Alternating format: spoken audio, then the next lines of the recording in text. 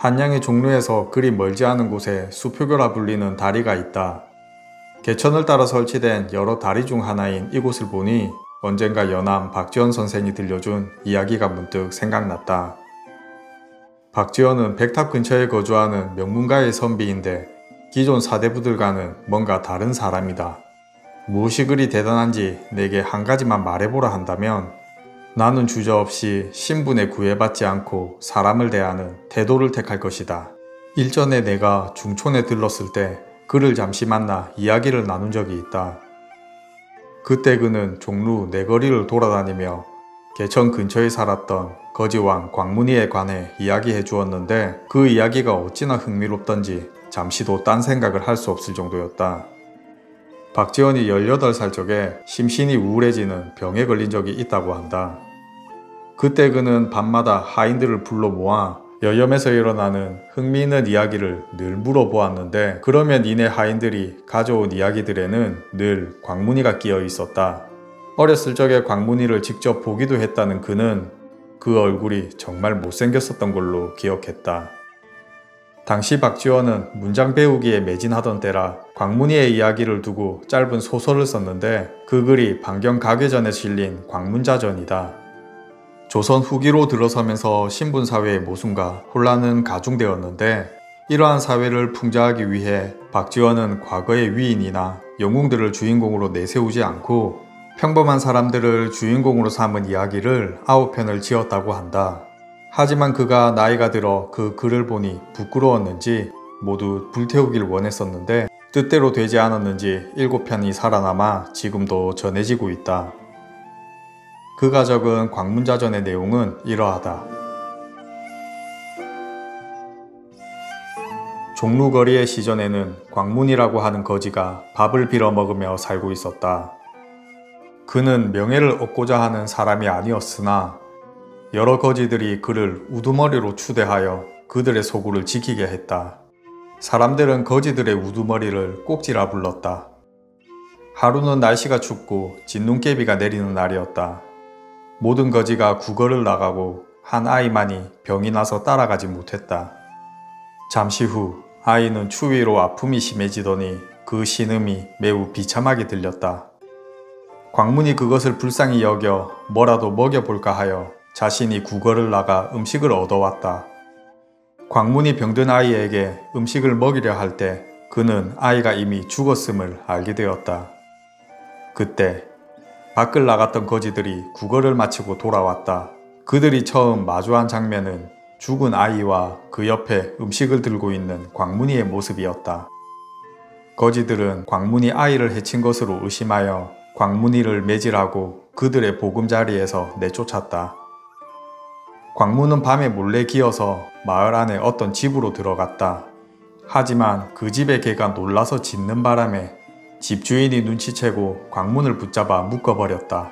그러자 광문이 큰 소리로 말하길 나는 나를 해치려는 자들을 피해서 온 것이지 감히 도둑질을 하기 위해 온 것이 아닙니다.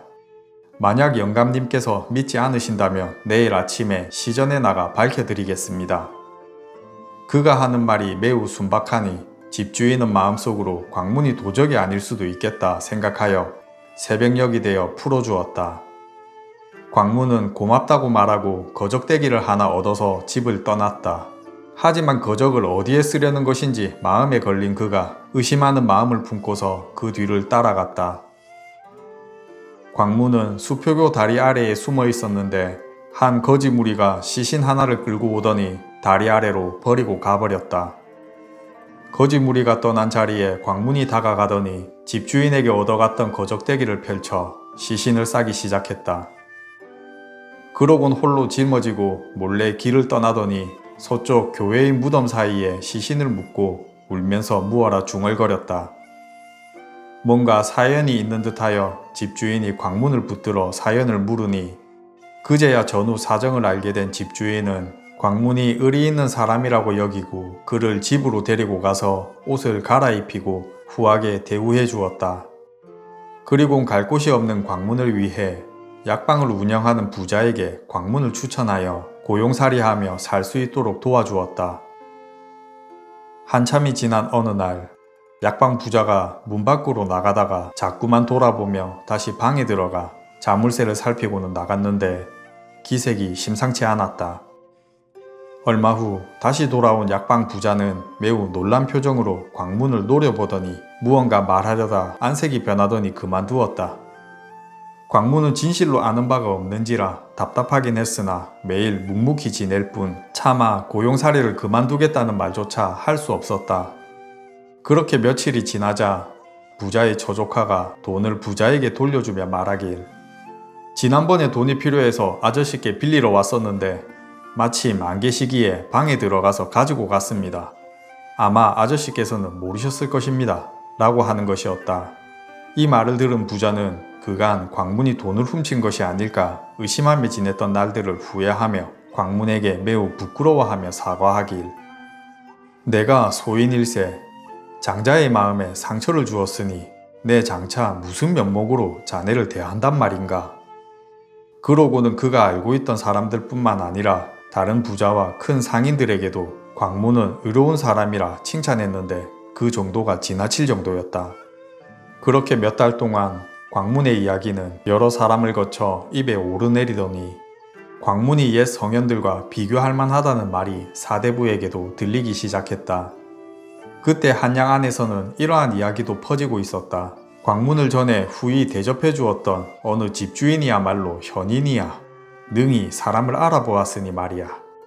또 어떤 사람은 약방 부자야말로 진정한 장자라고도 했다. 이때 돈노래하는 자들이 대체로 머리꼬지, 의복, 노비문서를 저당 잡고서 본값의 10분의 3이나 10분의 5를 쳐서 돈을 내어주었다. 그러나 광문이 빚보증을 서줄 때에는 담보를 따지지 아니하고 천금이라도 당장 내어주었다. 광문의 인물을 보자면 생김새가 매우 추하고 그 말투는 사람을 감동시키지 못하며 그 입은 특히 넓어서 두 주먹이 들어갈 정도였다. 그는 또 만석회를 잘하고 지팡이와 호리병을 지니고 다니는 중국 도교의 신선 이철계를 흉내낸 춤을 잘 추었다. 우리나라 아이들은 서로 욕할 때 내 형은 달문이다 라고 했는데 달문은 광문의 또 다른 이름이었다. 광문은 다니다가 다투는 사람을 만나면 자기도 옷을 벗고 싸움에 가담해서 무어라 중얼거리며 땅에 줄을 그어댔다. 옳고 그름을 따지는 신용을 하니 주위 사람들이 모두 웃어버리고 싸우던 사람들도 이내 화해하고 가버렸다. 그는 나이가 40이 넘도록 머리를 닦고 다녔는데 사람들이 부인을 얻으라고 권하면 사양하며 말하길, 무릇 아름다운 여인이란 모든 남자가 좋아하는 것입니다. 그런데 이것은 남자뿐 아니라 여자도 마찬가지일 테니 나같이 누추한 사람은 자신도 용납할 수 없는데 어떻게 결혼하겠습니까? 라고 하였다. 또 집을 마련하라고 하면 사양하며 말하길, 나는 부모 형제나 처자식도 없는데 무엇 때문에 집을 마련한단 말입니까? 또한 나는 아침에 노래 부르며 시장에 들어갔다가 저녁이 되면 어느 부귀한 집에 처마 밑에서 자니 도성 안에는 8만 호가 있어 내가 매일 거처를 바꾼다 해도 수명이 끝날 때까지 다 돌아보지 못할 것입니다. 서울 안의 명기들은 아무리 곱고 아름다워도 광문이 성원해주지 않으면 그 값이 한 푼어치도 되지 못했다. 일전에 우리 마와 각 전의 별감 등이 이름난 기녀인 운심을 찾은 적이 있다. 마루 위에 술을 차리고 북과 거문고를 연주하며 운심이의 춤을 감상하려고 했으나 운심은 굳이 시간을 끌며 이들 앞에서 춤을 추려 하지 않았다. 그때 광문이 밤에 이곳을 찾아와 마루 아래를 서성거리다 대뜸 들어와 상석에 털썩 앉았다. 남루한 옷을 입고 있는 광문이었지만 그 뜻에는 기계가 느껴졌다. 짓물린 눈가에는 눈곱이 끼어있고 취한 척 트림을 해대는 광문이는 여자들이 하는 쪽머리처럼 뒤통수에 상투를 틀고 있었다. 자리에 있던 사람들이 실색하며 그를 쫓아내려 했으나 오히려 광문은 한층 앞으로 나서서 무릎을 탁 치며 가락에 맞춰 콧노래를 부르자 춤추기를 꺼려하던 운심이가 즉시 일어나 옷을 갈아입고는 광문을 위하여 칼춤을 추니 사람들은 크게 즐거워했다.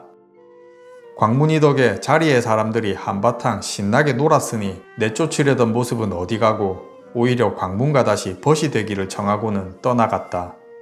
여기까지가 광문자전의 내용이다. 실제로 조선의 유명 인사였던 거지왕 광문이는 그 자신이 명예에 대한 욕심이 없는 사람이었지만 그의 명성을 악용한 자들로 인해 용조임금대에 유배를 가게 된다.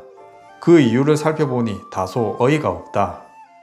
계령의 수다사라는 절에는 한 거지가 빌붙어 살고 있었다. 어느 밤에 중들이 모여 광문이의 이야기를 서로 나누었는데 모두가 그의 사람됨을 칭찬하고 흠모하는 내용이었다.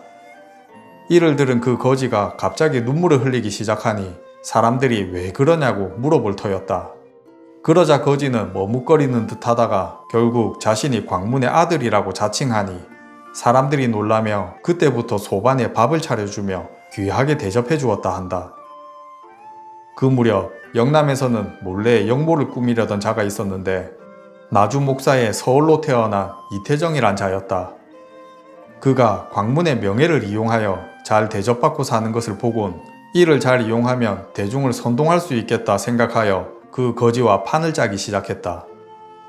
이태정은 거지에게 자신을 숙부라고 부르면 앞으로 부귀를 얻을 수 있다는 말로 유혹했고, 태정은 자신을 광문의 또 다른 이름인 달문을 이용해 같은 돌림자를 쓴다며 달손이라고 칭하고 다녔다. 그러나 이들의 거짓말은 광문이 생전에 저와 자식이 없고 본래 제 성도 모르는 이라는 것을 아는 이가 고발함으로써 관청에서 이달손을 비롯해 연루된 사람들을 잡아들였고, 이때 광문도 함께 잡혀 신문받게 되었다. 결국 조사 끝에 타인의 명성을 이용한 범죄임이 밝혀져 협의를 벗을 수 있었지만 용조임금은 광문을 두고 말하길, 광문이란 자가 욕도가 아닌 것은 나도 알고 있다. 무례한으로서 세상에 알려져 머리가 반백인데도 총각의 모습을 하고서 인심을 현혹시키고 풍속을 괴란하니 그 옛날 공자도 필부로 제후를 현혹한 자는 죄가 마땅히 참수하여야 한다 라고 했으니 죽여야 마땅하다 라고 하였다. 하지만 용모에 관련된 것도 아니고 50 나이에 총각머리를 했다는 이유로 자말하는 지시는 부당하다는 간청을 들었던 것일까? 용조임금은 처음 죽이려 했던 마음을 바꾸고 죄가 없음에도 유배형을 내렸다. 그리고 덧붙여 명하길, 앞으로 나이가 많은데도 머리를 따은 자는 적발되는 대로 무겁게 다스리라고 하였다. 내 짧은 생각으론 나이 들어 총각인 것도 서러운데 나이 많음의 기준이 몇 살부터인지도 정확히 말해주지도 않고 벌하라니 너무한 것 같다.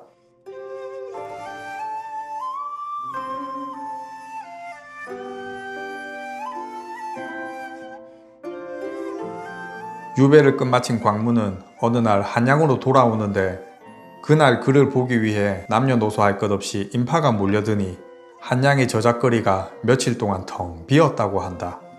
그의 명성은 여전했으나 이후 아무도 거지왕 광문이가 어떻게 되었는지 알지는 못한다고 한다. 광문이의 이야기를 듣고 나서 스스로에게 무엇을 느꼈는지 물어봤다.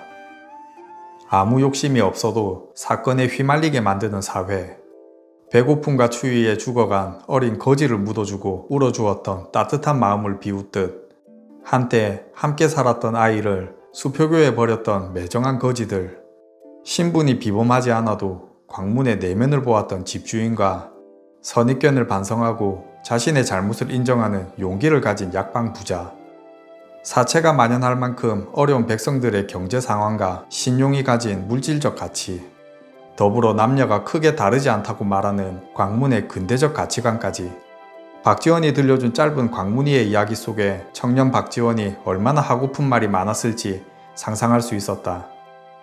그가 들려준 이야기를 알고 나선 지금 내가 서 있는 이 수표교는 예전의 수표교가 아닌 게 되어버렸다. 또 다른 누군가가 박지원의 이야기를 들은 뒤 수표교를 찾는다면 그들은 어떤 생각을 할까? 라는 의문을 품은 채 이내 자리를 떠났다.